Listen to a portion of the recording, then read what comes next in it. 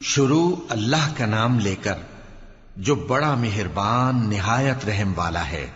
طاسین، یہ قرآن یعنی کتاب روشن کی آیتیں ہیں، مومنوں کے لیے ہدایت اور بشارت ہے، وہ جو نماز پڑھتے اور زکوٰۃ دیتے ہیں اور وہ آخرت کا بھی یقین رکھتے ہیں۔ جو لوگ آخرت پر ایمان نہیں رکھتے ہم نے ان کے اعمال ان کے لیے آراستہ کر دیے ہیں تو وہ بھٹکتے پھر رہے ہیں۔ یہی لوگ ہیں جن کے لیے برا عذاب ہے اور وہ آخرت میں بھی بہت نقصان اٹھانے والے ہیں۔ اور تم کو یہ قرآن اس حکیم و علیم کی طرف سے عطا کیا جاتا ہے۔ جب موسیٰ نے اپنے گھر والوں سے کہا کہ میں نے آگ دیکھی ہے، میں وہاں سے رستے کا پتہ لاتا ہوں یا کوئی شعلہ یعنی ایک انگارہ تمہارے پاس لاتا ہوں تاکہ تم آگ تاپو۔ جب موسیٰ اس کے پاس آئے تو ندا آئی کہ وہ جو آگ میں تجلی دکھاتا ہے بابرکت ہے اور وہ جو آگ کے ارد گرد ہے، اور اللہ جو تمام عالم کا پروردگار ہے پاک ہے۔ اے موسیٰ، میں اللہ ہوں، عزت والا، حکمت والا، اور اپنی لاٹھی ڈال دو۔ سو جب اسے دیکھا تو اس طرح حرکت کر رہی تھی گویا سانپ ہے، تو پیٹ پھیر کر بھاگے اور پیچھے مڑ کر نہ دیکھا۔ فرمایا، اے موسیٰ ڈرو مت، میرے پاس پیغمبر ڈرا نہیں کرتے۔ ہاں، جس نے ظلم کیا پھر برائی کے بعد اسے نیکی سے بدل دیا تو میں بخشنے والا مہربان ہوں۔ اور اپنا ہاتھ اپنے گریبان میں ڈالو، بے عیب سفید و روشن نکلے گا۔ ان 2 معجزوں کے ساتھ جو 9 معجزوں میں داخل ہیں فرعون اور اس کی قوم کے پاس جاؤ کہ وہ بدکردار لوگ ہیں۔ پھر جب ان کے پاس ہماری روشن نشانیاں پہنچیں تو کہنے لگے یہ کھلا جادو ہے، اور بے انصافی اور غرور سے ان کو ماننے سے انکار کیا، جبکہ ان کے دل ان کو مان چکے تھے۔ سو دیکھ لو کہ فساد کرنے والوں کا انجام کیسا ہوا۔ اور ہم نے داؤد اور سلیمان کو علم بخشا، اور انہوں نے کہا کہ اللہ کا شکر ہے جس نے ہمیں اپنے بہت سے مومن بندوں پر فضیلت دی۔ اور سلیمان داؤد کے قائم مقام ہوئے اور کہنے لگے کہ لوگوں، ہمیں اللہ کی طرف سے پرندوں کی بولی سکھائی گئی ہے اور ہر چیز عنایت فرمائی گئی ہے، بے شک یہ اس کا خاص فضل ہے۔ اور سلیمان کے لیے جنوں اور انسانوں اور پرندوں کے لشکر جمع کیے گئے اور پھر ان کی جماعتیں بنائی گئیں، یہاں تک کہ جب چیونٹیوں کے میدان میں پہنچے تو ایک چیونٹی نے کہا کہ چیونٹیوں، اپنے اپنے بلوں میں داخل ہو جاؤ، ایسا نہ ہو کہ سلیمان اور اس کے لشکر تم کو کچل ڈالیں اور ان کو خبر بھی نہ ہو۔ تو وہ اس کی بات سے ہنس پڑے اور کہنے لگے کہ اے پروردگار، مجھے توفیق عنایت کر کہ جو احسان تو نے مجھ پر اور میرے ماں باپ پر کیے ہیں ان کا شکر کروں اور ایسے نیک کام کروں کہ تو ان سے خوش ہو جائے، اور مجھے اپنی رحمت سے اپنے نیک بندوں میں داخل فرما۔ اور جب انہوں نے پرندوں کا جائزہ لیا تو کہنے لگے کیا سبب ہے مجھے ہدہد نظر نہیں آتا؟ کیا کہیں غائب ہو گیا ہے؟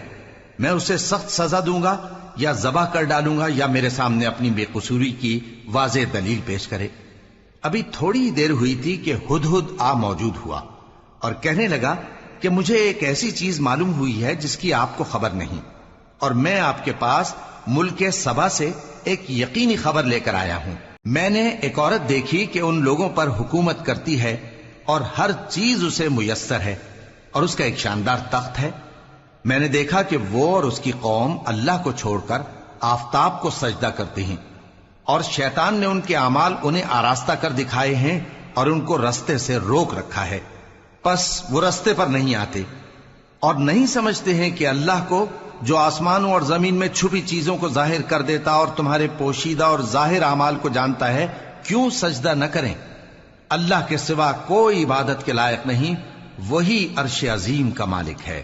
سلیمان نے کہا اچھا، ہم دیکھیں گے تو نے سچ کہا ہے یا تو جھوٹا ہے۔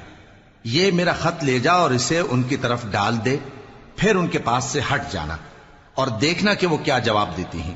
ملکہ نے کہا کہ دربار والو، مجھ تک ایک نامہ گرامی پہنچایا گیا ہے، وہ سلیمان کی طرف سے ہے، اور مضمون یہ ہے کہ شروع اللہ کا نام لے کر جو بڑا مہربان نہایت رحم والا ہے، بعد اس کے یہ کہ مجھ سے سرکشی نہ کرو اور مطیع و فرما بردار ہو کر میرے پاس چلے آؤ۔ خط سنا کر کہنے لگی کہ اے اہل دربار، میرے اس معاملے میں مجھے مشورہ دو، جب تک کہ تم حاضر نہ ہو اور صلاح نہ دو میں کسی کام کا فیصلہ نہیں کیا کرتی۔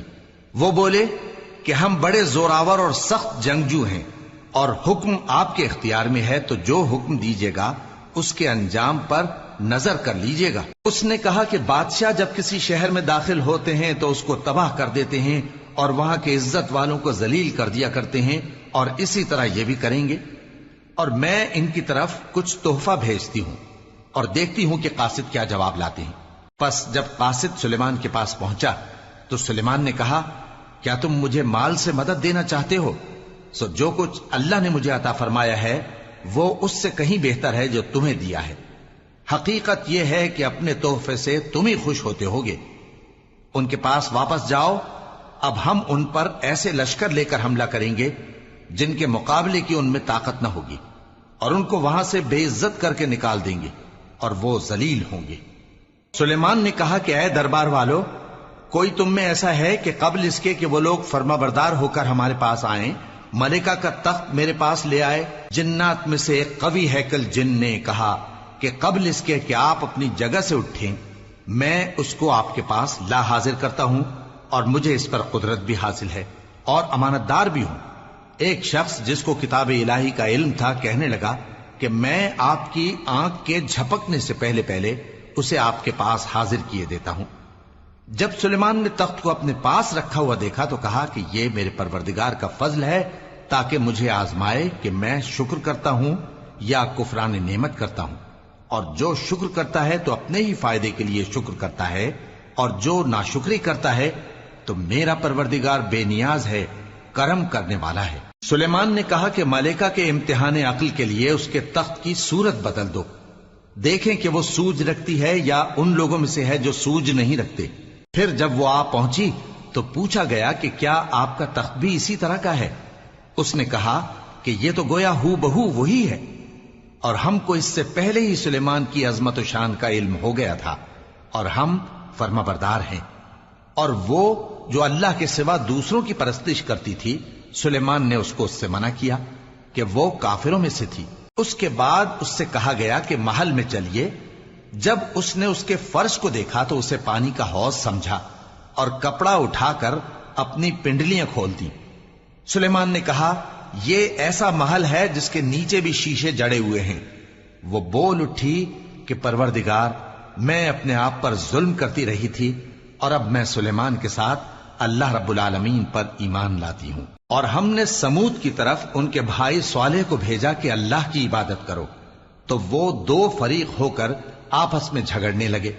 صالح نے کہا کہ اے قوم، تم بھلائی سے پہلے برائی کے لیے کیوں جلدی کرتے ہو، اور اللہ سے بخشش کیوں نہیں مانگتے تاکہ تم پر رحم کیا جائے؟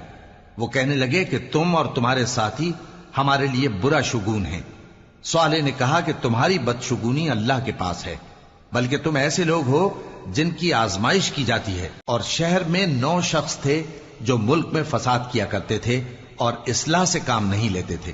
کہنے لگے کہ اللہ کی قسم کھاؤ کہ ہم رات کو اس پر اور اس کے گھر والوں پر شبخون ماریں گے، پھر اس کے وارثوں سے کہہ دیں گے کہ ہم تو اس کے گھر والوں کے موقع ہلاکت پر تھے ہی نہیں، اور ہم سچ کہتے ہیں۔ اور وہ ایک چال چلے، اور ہم نے بھی ایک تدبیر کی، اور ان کو کچھ خبر نہ ہوئی۔ تو دیکھ لو کہ ان کی چال کا انجام کیسا ہوا۔ ہم نے ان کو اور ان کی قوم سب کو ہلاک کر ڈالا۔ اب ان کے یہ گھر ان کے ظلم کے سبب تلپٹ پڑے ہیں۔ جو لوگ علم رکھتے ہیں ان کے لیے اس میں نشانی ہے، اور جو لوگ ایمان لائے اور ڈرتے تھے ان کو ہم نے نجات دی۔ اور لوط کو یاد کرو جب انہوں نے اپنی قوم سے کہا کہ تم بے حیائی کے کام کیوں کرتے ہو جبکہ تم دیکھتے ہو؟ کیا تم عورتوں کو چھوڑ کر لذت حاصل کرنے کے لیے مردوں کی طرف مائل ہوتے ہو؟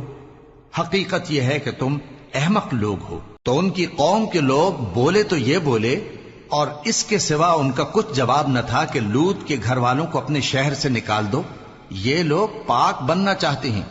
تو ہم نے ان کو اور ان کے گھر والوں کو نجات دی، مگر ان کی بیوی کہ اس کی نسبت ہم نے مقرر کر رکھا تھا کہ وہ پیچھے رہنے والوں میں ہوگی۔ اور ہم نے ان پر مے برسایا، سو جو مے ان لوگوں پر برسا جن کو متنبع کر دیا گیا تھا برا تھا۔ کہہ دو کہ سب تعریف اللہ ہی کے لیے ہے، اور اس کے ان بندوں پر سلام ہے جس کو اس نے منتخب فرمایا۔ بھلا اللہ بہتر ہے یا وہ جن کو یہ اس کا شریک بناتے ہیں؟ بھلا کس نے آسمانوں اور زمین کو پیدا کیا، اور کس نے تمہارے لیے آسمان سے پانی برسایا؟ پھر ہم نے اس سے سرسبز باغ اگائے تمہارا کام تو نہ تھا کہ تم ان کے درختوں کو اگاتے، تو کیا اللہ کے ساتھ کوئی اور بھی معبود ہے؟ ہرگز نہیں، بلکہ یہ لوگ رستے سے الگ ہو رہے ہیں۔ بھلا کس نے زمین کو قرارگاہ بنایا اور اس کے بیچ نہریں بنائیں اور اس کے لیے پہاڑ بنائے، اور کس نے دو دریاؤں کے بیچ اوٹ بنائی؟ یہ سب کچھ اللہ نے بنایا، تو کیا اللہ کے ساتھ کوئی اور معبود بھی ہے؟ ہرگز نہیں، بلکہ ان میں اکثر علم نہیں رکھتے۔ بھلا کون بے قرار کی التجا قبول کرتا ہے جب وہ اس سے دعا کرتا ہے، اور کون اس کی تکلیف کو دور کرتا ہے، اور کون تم کو زمین میں اگلوں کا جانشین بناتا ہے؟ یہ سب کچھ اللہ کرتا ہے، تو کیا اللہ کے ساتھ کوئی اور معبود بھی ہے؟ ہرگز نہیں، مگر تم بہت کم غور کرتے ہو۔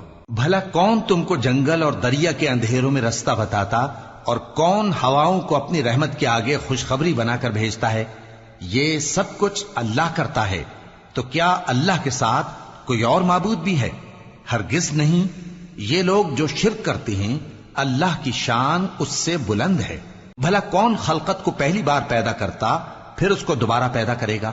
اور کون تم کو آسمان اور زمین سے رزق دیتا ہے؟ یہ سب کچھ اللہ کرتا ہے، تو کیا اللہ کے ساتھ کوئی اور معبود بھی ہے؟ ہرگز نہیں۔ کہہ دو کہ مشرکو، اگر تم سچے ہو تو دلیل پیش کرو۔ کہہ دو کہ جو لوگ آسمانوں اور زمین میں ہیں اللہ کے سوا غیب کی باتیں نہیں جانتے، اور نہ یہ جانتے ہیں کہ کب زندہ کر کے اٹھائے جائیں گے، بلکہ آخرت کے بارے میں ان کا علم ختم ہو چکا ہے، بلکہ یہ اس کی طرف سے شک میں ہیں، بلکہ یہ اس سے اندھے ہو رہے ہیں۔ اور جو لوگ کافر ہیں کہتے ہیں کہ جب ہم اور ہمارے باپ دادا مٹی ہو جائیں گے تو کیا ہم پھر قبروں سے نکالے جائیں گے؟ یہ وعدہ ہم سے اور ہمارے باپ دادا سے پہلے سے ہوتا چلا آیا ہے، کہاں کا اٹھنا اور کیسی قیامت؟ یہ تو صرف پہلے لوگوں کی کہانیاں ہیں۔ کہہ دو کہ ملک میں چلو پھرو، پھر دیکھو کہ گناہگاروں کا انجام کیا ہوا ہے، اور ان کے حال پر غم نہ کرنا، اور نہ ان چالوں سے جو یہ کر رہے ہیں تنگ دل ہونا۔ اور کہتے ہیں کہ اگر تم سچے ہو تو یہ وعدہ کب پورا ہوگا؟ کہہ دو کہ جس عذاب کے لیے تم جلدی کر رہے ہو شاید اس میں سے کچھ تمہارے نزدیک آ پہنچا ہو، اور تمہارا پروردگار تو لوگوں پر فضل کرنے والا ہے، لیکن ان میں سے اکثر شکر نہیں کرتے۔ اور جو باتیں ان کے سینوں میں پوشیدہ ہوتی ہیں اور جو کام وہ ظاہر کرتے ہیں، تمہارا پروردگار ان سب کو جانتا ہے۔ اور آسمانوں اور زمین میں کوئی پوشیدہ چیز نہیں ہے مگر یہ کہ وہ ایک کتاب روشن میں لکھی ہوئی ہے۔ بے شک یہ قرآن بنی اسرائیل کے سامنے اکثر باتیں جن میں وہ اختلاف کرتے ہیں بیان کر دیتا ہے، اور بے شک یہ مومنوں کے لیے ہدایت اور رحمت ہے۔ تمہارا پروردگار قیامت کے روز ان میں اپنے حکم سے فیصلہ کر دے گا، اور وہ غالب ہے، علم والا ہے۔ تو اللہ پر بھروسہ رکھو، تم تو صاف حق پر ہو۔ کچھ شک نہیں کہ تم مردوں کو بات نہیں سنا سکتے، اور نہ بہروں کو جبکہ وہ پیٹ پھیر لیں آواز سنا سکتے ہو، اور نہ اندھوں کو گمراہی سے نکال کر رستہ دکھا سکتے ہو۔ تم تو انہی کو سنا سکتے ہو جو ہماری آیتوں پر ایمان لاتے ہیں، پھر وہ فرما بردار ہو جاتے ہیں، اور جب ان کے بارے میں عذاب کا وعدہ پورا ہوگا تو ہم ان کے لیے زمین میں سے ایک جانور نکالیں گے جو ان سے باتیں کرے گا۔ یہ ہم اس لیے کریں گے کہ لوگ ہماری آیتوں پر ایمان نہیں لاتے تھے۔ اور جس روز ہم ہر امت میں سے ایک بڑے گروہ کو جمع کریں گے جو ہماری آیتوں کی تکذیب کرتے تھے، پھر ان کی جماعت بندی کی جائے گی، یہاں تک کہ جب سب آ جائیں گے تو اللہ فرمائے گا کہ کیا تم نے میری آیتوں کو جھٹلا دیا تھا، حالانکہ تم نے اپنے علم سے ان کا احاطہ تو کیا ہی نہ تھا؟ بھلا تم کیا کرتے رہتے تھے؟ اور ان کے ظلم کے سبب ان کے حق میں وعدہ عذاب پورا ہو کر رہے گا، تو وہ بول بھی نہ سکیں گے۔ کیا انہوں نے نہیں دیکھا کہ ہم نے رات کو اس لیے بنایا ہے کہ اس میں آرام کریں، اور دن کو روشن بنایا ہے کہ اس میں کام کریں؟ بے شک اس میں مومن لوگوں کے لیے نشانیاں ہیں۔ اور جس روز سور پھونکا جائے گا تو جو لوگ آسمانوں میں اور جو زمین میں ہیں سب گھبرا اٹھیں گے، مگر وہ جسے اللہ چاہے، اور سب اس کے پاس عاجز ہو کر چلے آئیں گے۔ اور تم پہاڑوں کو دیکھتے ہو تو خیال کرتے ہو کہ مضبوط جمے ہوئے ہیں، مگر وہ اس روز اس طرح اڑتے پھریں گے جیسے بادل۔ یہ اللہ کی کاریگری ہے جس نے ہر چیز کو مضبوط بنایا، بے شک وہ تمہارے سب افعال سے باخبر ہے۔ جو شخص نیکی لے کر آئے گا تو اس کے لیے اس سے بہتر بدلہ تیار ہے، اور ایسے لوگ اس روز گھبراہٹ سے بے خوف ہوں گے، اور جو برائی لے کر آئے گا تو ایسے لوگ औंधे मुंह दोजख में डाल दिए जाएंगे। तुमको तो उन्हीं अमाल का बदला मिलेगा जो तुम करते रहे हो। कह दो, मुझको यही इरशाद हुआ है कि इस शहर मक्का के मालिक की इबादत करूं जिसने इसको मुहतरम बनाया है और हर चीज उसी की है, और मुझे यह भी हुक्म हुआ है कि मैं फर्माबरदार रहूं और यह भी कि कुरान पढ़ा करूं। अब जो शख्स राह रास्त इख्तियार करता है तो अपने ही फायदे के लिए इख्तियार करता है, और जो गुमराह रहता है तो कह दो कि मैं तो सिर्फ खबरदार करने वाला हूं। और कहो कि अल्लाह का शुक्र है, वो तुमको अनकरीब अपनी निशानियां दिखाएगा तो तुम उनको पहचान लोगे, और जो काम तुम करते हो तुम्हारा परवरदिगार उनसे बेखबर नहीं है।